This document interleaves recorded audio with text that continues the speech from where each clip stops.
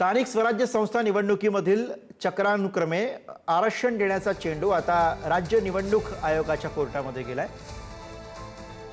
चक्रानुक्रमे आरक्षण द्यायचं असेल तर निवडणूक आयोग निर्णय घेऊ शकतो। सर्वोच्च न्यायालयानं राज्य निवडणूक आयोगाबाबत आपली भूमिका स्पष्ट केलेली आहे। चक्रानुक्रमे आरक्षण जुन्या ज्या ठिकाणी आरक्षण पडलं आहे त्याच ठिकाणी आरक्षण नसावं असा नियम आहे। मात्र नवीन नियमानुसार नव्यानं आरक्षण प्रक्रिया राबवली जाणार असल्याने ज्या ठिकाणी पूर्वी आरक्षण आहे त्या ठिकाणी आरक्षण पडण्याची शक्यता होती, म्हणून याबाबत न्यायालयामध्ये याचिका दाखल केली असता न्यायालयानं याबाबत निर्णय घेण्याचा अधिकार हा निवडणूक आयोगाला असल्याचं स्पष्ट केलेलं आहे।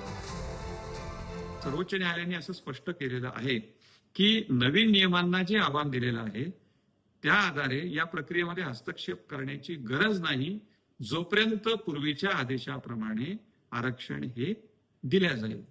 म्हणजेच याचा सरळ भाषेत अर्थ असा आपण म्हणायचा की राज्य निवडणूक आयोगाला आता जुन्या नियमाप्रमाणे जो पूर्वीचा चक्रानुक्रम सुरू होता तो कायम ठेवून सुद्धा आरक्षण आता देण्याची मुभा आहे। त्यांना आता राज्य सरकारने जो नवीन नियम केलेला आहे की ज्यामध्ये ही निवडणूक पहिली समजण्यात यावी असा जो होता त्यालाच स्वतःला बांधून ठेवण्याची गरज नाही। मात्र आता या संदर्भातला नियम काय करायचा आणि कशी प्रक्रिया पुढे न्यायची हा निर्णय सर्वस्वी राज्य निवडणूक आयोगावरच आहे।